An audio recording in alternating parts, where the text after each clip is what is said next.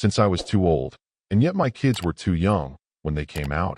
It was pretty well impossible not to be exposed to and made familiar with the phenomenon that was Tamagotchi.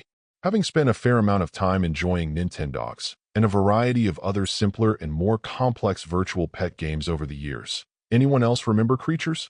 I absolutely do understand the fascination, and given the fact that they could be carried in your pocket, certainly made Tamagotchi very accessible. Now, a few decades later, we thankfully don't just have an attempt to modernize that classic. We instead have a friendly and generally accessible mini-game collection wrapped in a horde of cute characters, and an attempt to win your town the honor of hosting Tamagotchi Fest, clocking in with a whopping total of 15. Only 12 if you have the Switch version. The 3 extras make use of the mouse controls, different mini-games. It will take you some time simply to walk around the town and get a chance to try them all out. Ranging from serving afternoon tea, to working with a dentist, to repairing bikes, and quite a lot more.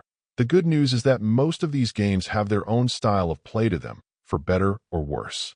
In all cases, they'll start out relatively simply, minimizing the amount of detail or complexity you'll need to be responsible for, letting you get acclimated rather than piling on the difficulty too quickly.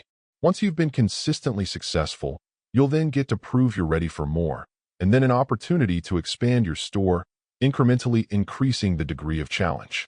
Unfortunately, there is a bit of a flaw in this formula, especially if you were considering it to be a home run for your gamers in training. First, on a general level, how to play the mini-games isn't really explained. You'll get information at the bottom of the screen for the buttons to press, and with a little time older gamers will likely work out how to be successful, but more casual or less experienced gamers could possibly find this frustrating and require some help to get them going.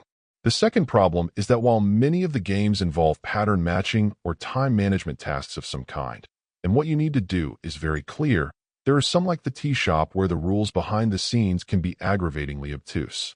You can sort of stumble your way to success at times, throwing anything that seems to be related onto the table in hope of success.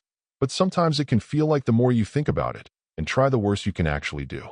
There's also a certain lack of direction in general to the game from the moment you walk out the door. Depending on the player, this could be great, letting you simply explore and work out what you're supposed to be doing on your own. But again, less experienced players could struggle with the lack of help to get going. In general, this is absolutely a title geared towards more casually minded gamers who enjoy things like classic time management games, cooking games, or things in that vein.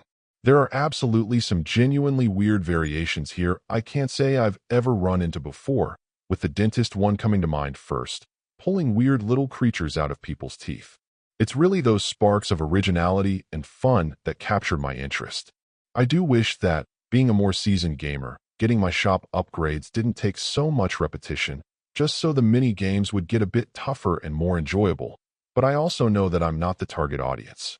If there were more instructions available, whether in the form of a tutorial or in-game direction, I think my score would have been a little higher, as that would really help make this a more ideal title for junior gamers of all ages. Figuring out some of the mechanics to the mini-games took a leap of faith at times, and to stay in that more casual lane, it would be nice for the game to be more sensitive to that potential issue, addressing it more properly. Overall, my final score for the game ended up being a 7.5. And if you're interested in picking it up, it's currently available on the Switch eShop for $49.99. Thank you for taking the time to listen to this review. And if you'd like more information or ideas of indie games worth checking out on the Switch or the Switch 2, be sure to click on the link provided in the description. Until next time.